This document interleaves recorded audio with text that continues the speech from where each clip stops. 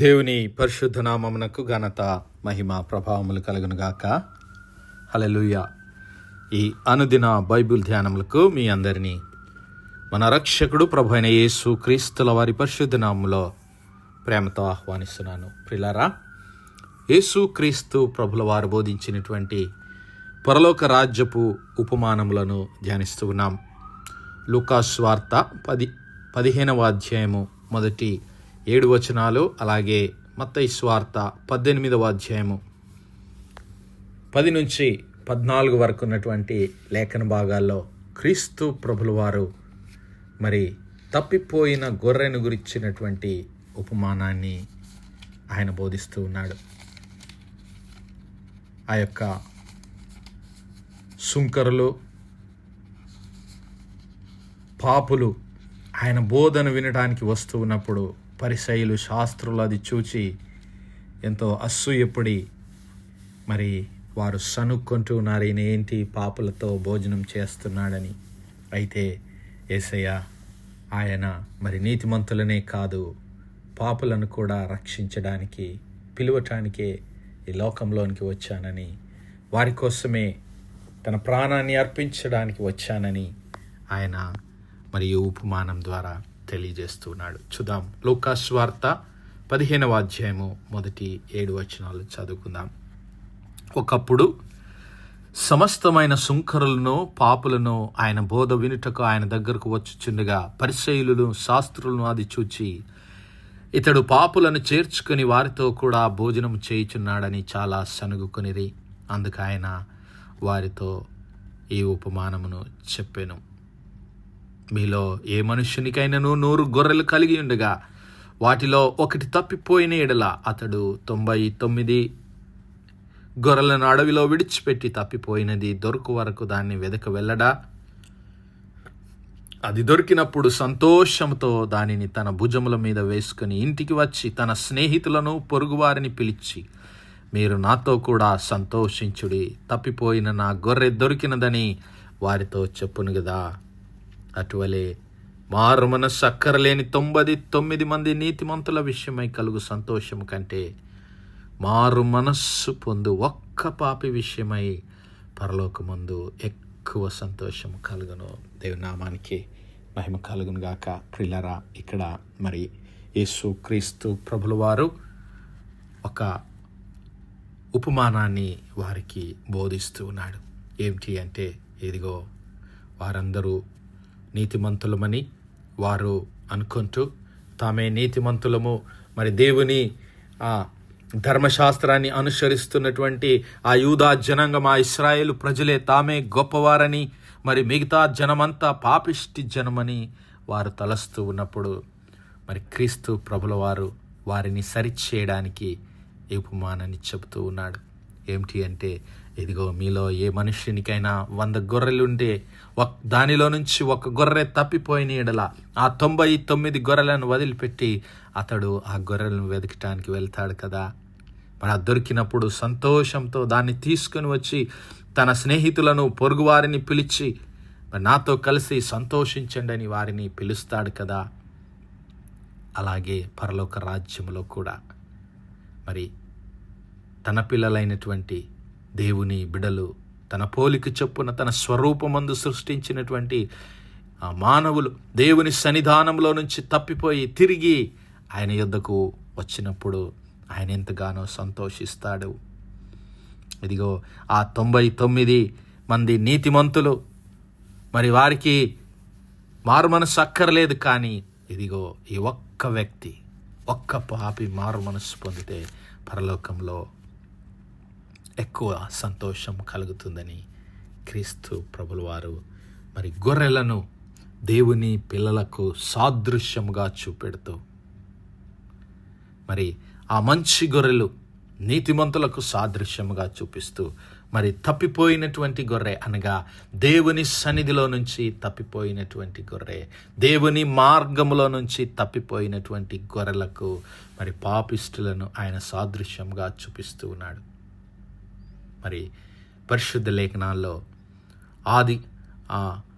మన పాత నిబంధన గ్రంథ కాలంలో నుంచి కూడా దేవుడు మరి గొర్రెలకు ఎంతో ప్రాముఖ్యమైనటువంటి స్థానాన్ని బైబిల్ గ్రంథంలో మరి తన సన్నిధానంలో కల్పించాడు. ప్రాముఖ్యంగా మరి బలియాగం అర్పించడానికి, దేవుని సన్నిధిలో బలి అర్పించడానికి, మన పాపములకు బదులు మరి గొర్రెపిల్లను బలి అర్పించడానికి మరి దేవుడు అంగీకరించినట్లు పాత నిబంధన గ్రంథ కాలంలో మనం చూడగలం. అంతేకాదు మరి యేసు క్రీస్తు ప్రభుల వారు ఆయన ఈ లోకంలో జీవించినప్పుడు యోహాను, భక్తుడైనటువంటి యోహాను, బాప్తిస్మమిచ్చు యోహాను, క్రీస్తు ప్రభుల వారు ఆ యోర్దాను నది యొద్దకు వస్తూ ఉన్నప్పుడు, బాప్తిస్మం తీసుకోవడానికి ఆయన వస్తూ ఉన్నప్పుడు ఆయన పలికినటువంటి మాటలు మనందరికీ తెలుసు.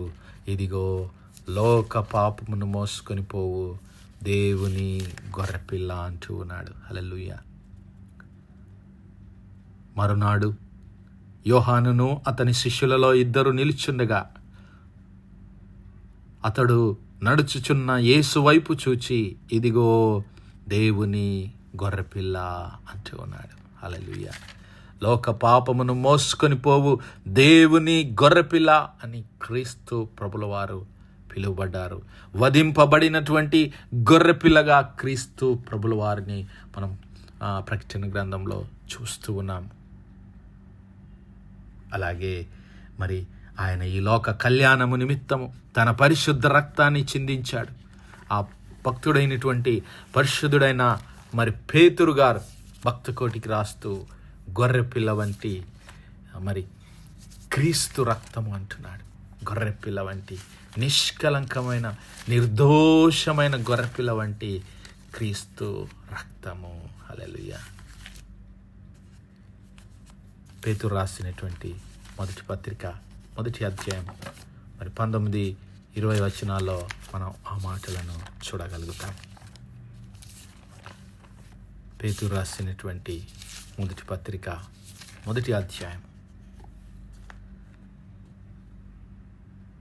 18 నుంచి చదువుకుందాం. పితృపారంపర్యమైన మీ వ్యర్థ ప్రవర్తనను విడిచిపెట్టినట్లుగా వెండి బంగారముల వంటి క్షయ వస్తువుల చేత మీరు విమోచింపబడలేదు, కానీ అమూల్యమైన రక్తము చేత, అనగా నిర్దోషమును నిష్కలంకమగు గొర్రె పిల్ల వంటి క్రీస్తు రక్తము చేత హల్లెలూయా మీరు విమోచింపబడితిరని మీరు ఎరుగుదురు కదా అంటున్నాడు. హల్లెలూయా. క్రీస్తు ప్రభుల వారు నిష్కలంకమైన నిర్దోషమైనటువంటి ఆ యొక్క పస్కా గొర్రెపిల్ల క్రీస్తు ప్రభుల వారు.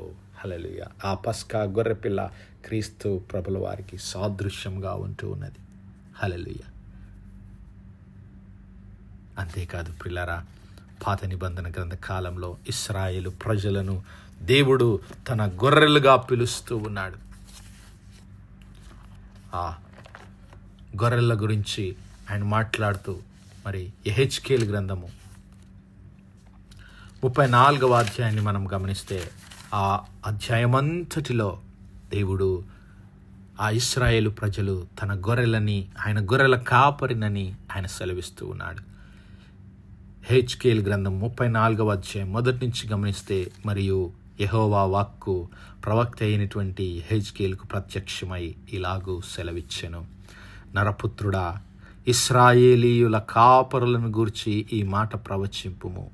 కాపరులతో ఇట్లనుము, ప్రభువగు యెహోవా సెలవిచ్చినదేమనగా, తమ కడుపు నింపుకొను ఇశ్రాయేలీయుల కాపరులకు శ్రమ.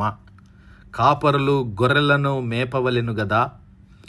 మీరు క్రొవ్విన గొర్రెలను వధించి క్రొవ్వును తిని బొచ్చును కప్పుకొందురు, కానీ గొర్రెలను మేపరు.